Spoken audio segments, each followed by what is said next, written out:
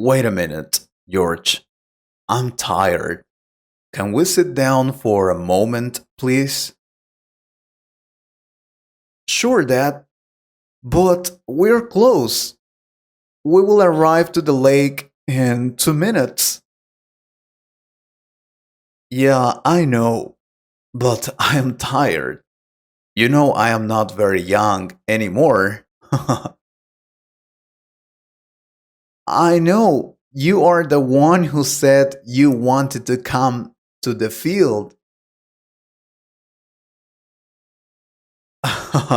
That's right. Now that I'm about to retire, I want to spend some time with you, son. I have worked hard to have everything we have now, and I deserve my break.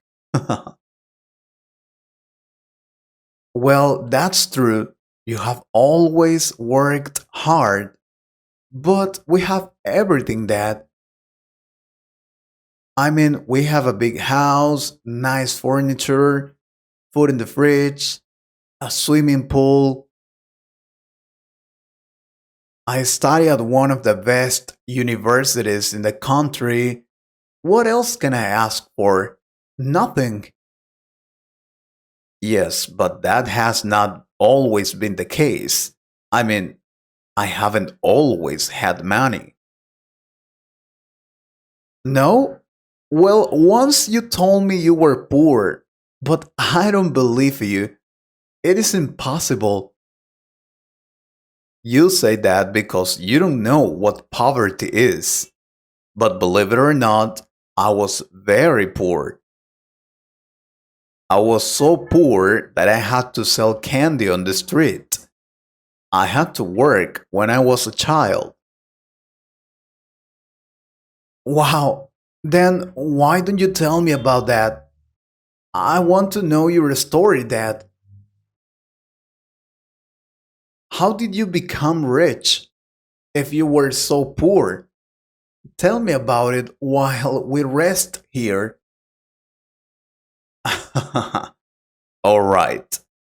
When I was a child, life wasn't easy for my family.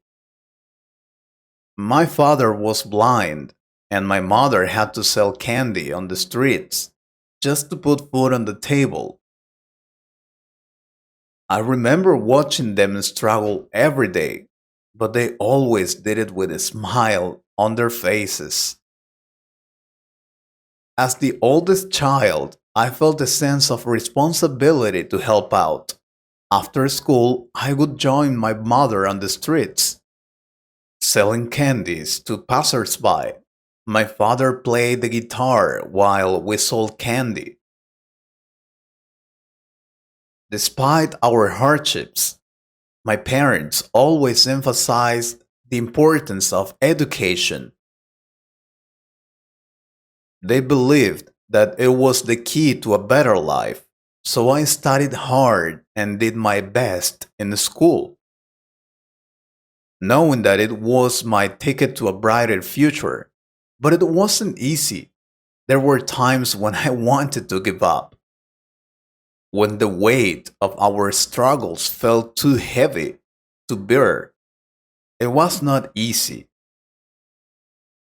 But then I would look at my parents, and their resilience would inspire me to keep going. After graduating from high school, I knew that I had to do something to change our situation. So I worked odd jobs, saving every penny I could for college. It wasn't easy, but I was determined to make something of myself. Seriously, we didn't have enough money, so I can't study at the university. So I had to study first in a different place. It was a place where I learned how to build the furniture with wood. I became a carpenter.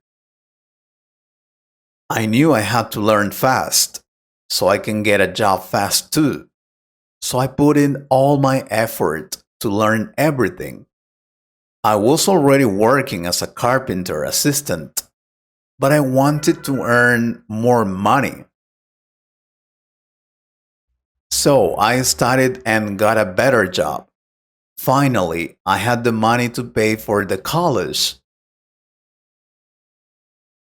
Of course, I had to work for 2 years to save that money.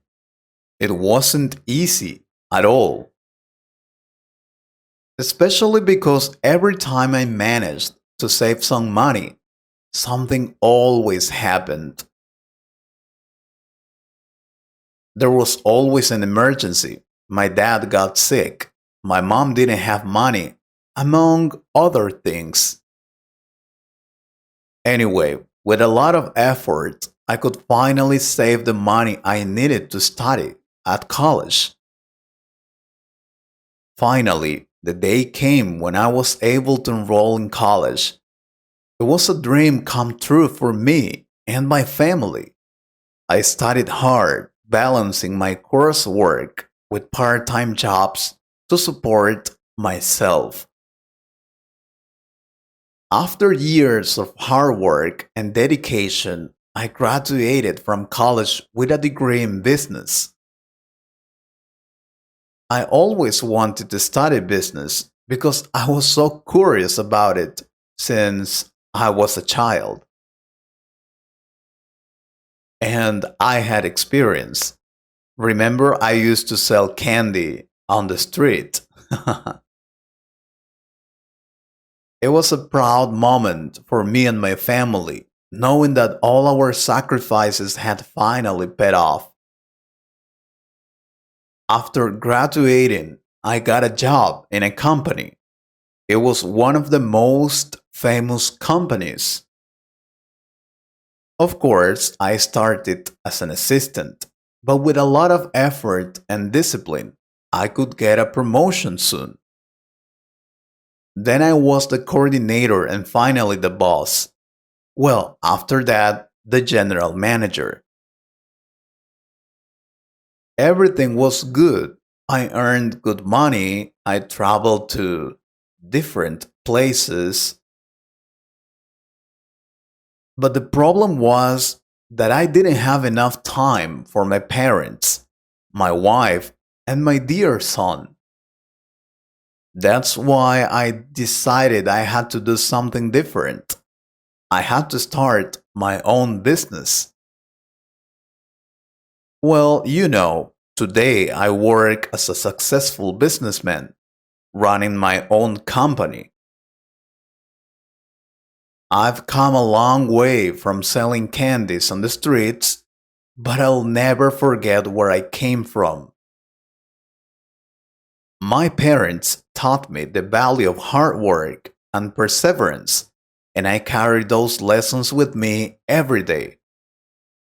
And I hope that those same values are transferred to you and you make them part of your life, son.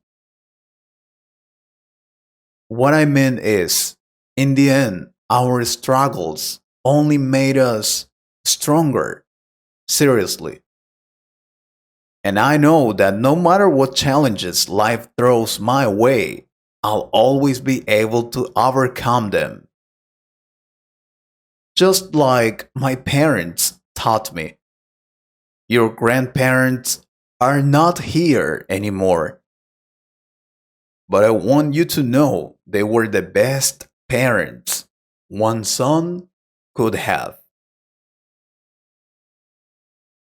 And I hope to be at least half as good parents as they were. I hope so. I didn't know my grandparents much. They died when I was a child. But what I know is that you are the best father one son could ask. I love you, Dad. I love you too, son. And now let's keep walking before you make me cry. I hope you liked this conversation. If you could improve your English a little more, please subscribe to the channel and share this video with a friend. And if you want to support this channel, you can join us or click on the Super Thanks button. Thank you very much for your support. Take care.